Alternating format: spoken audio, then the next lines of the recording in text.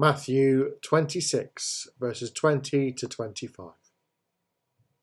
When evening came, Jesus was reclining at the table with the 12. And while they were eating, he said, "Truly I tell you, one of you will betray me." They were very sad and began to say one to him, one after the other, "Surely you don't mean me, Lord." Jesus replied, "The one who has dipped his hand into the bowl with me will betray me. The Son of Man will go just as it is written about him. But woe to that man who betrays the Son of Man. It would have been better for him if he had not been born." Then Judas, the one who would betray him, said, "Surely you don't mean me, Rabbi." Welcome to our Thursday reflection. It's the evening before the day in which Jesus was to give his life on the cross. And in that evening, he chose to spend it with friends who had journeyed with him on such a long way. It was people that he loved and cherished. And amongst those was Judas who would betray him, who would fail him in a way that perhaps none of the others could even imagine. And yet in that moment, Judas still shares in that meal.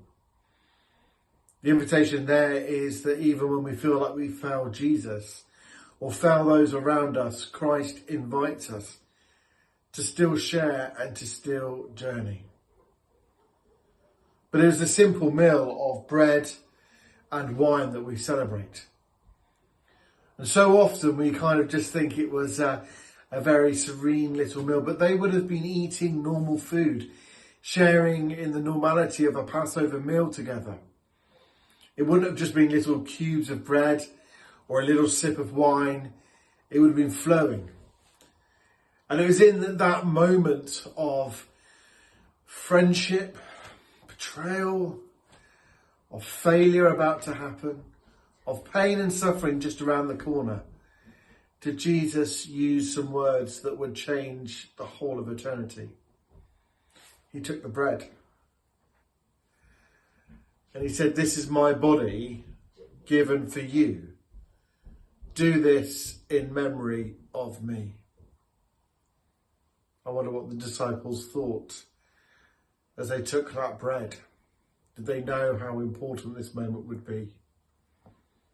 I wonder if Jesus himself was to say to you, "This is my body given for you," how you would respond as you ate. And in the same way, after supper, he took the cup. He said, "This is my blood poured out for the forgiveness of sins. Do this in memory of me." And they drank. They drank the wine that they'd been drinking all evening. But yet at this moment, something had changed. Jesus' words had made this moment all the more important for them. And so I wonder, as we prepare for tomorrow, prepare for the cross, what this meal might mean to each one of us.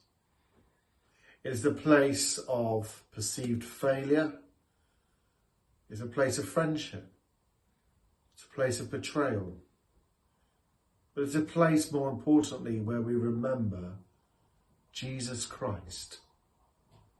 Tomorrow we remember his death. And on Sunday we will remember his resurrection. But this meal this evening calls us to just stop for a moment and to recognise Jesus at work in the ordinary things of life, transforming them into something powerful. What are the ordinary things in your life where Jesus has transformed or is transforming? Or where are the ordinary things in your life that you want Jesus to transform?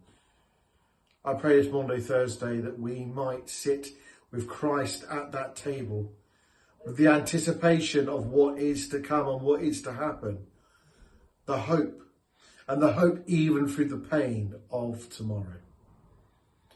There won't be a film tomorrow. There'll be the service at the church, which won't be streamed because we'll be at both Wesley Methodist at 10 a.m. and ourselves as we walk down. There will be a film on Saturday, and then on Sunday we have our sunrise service at 6:15 at the Celtic Cross, and then we have our time of celebration at 10:30 at our building on Easter Sunday. But the invitation this evening is to sit at that table with Jesus Christ, to acknowledge the trouble and to acknowledge the journey that has been over this last Lent, and to sit there with the hope and anticipation that the ordinary things of this world might be transformed.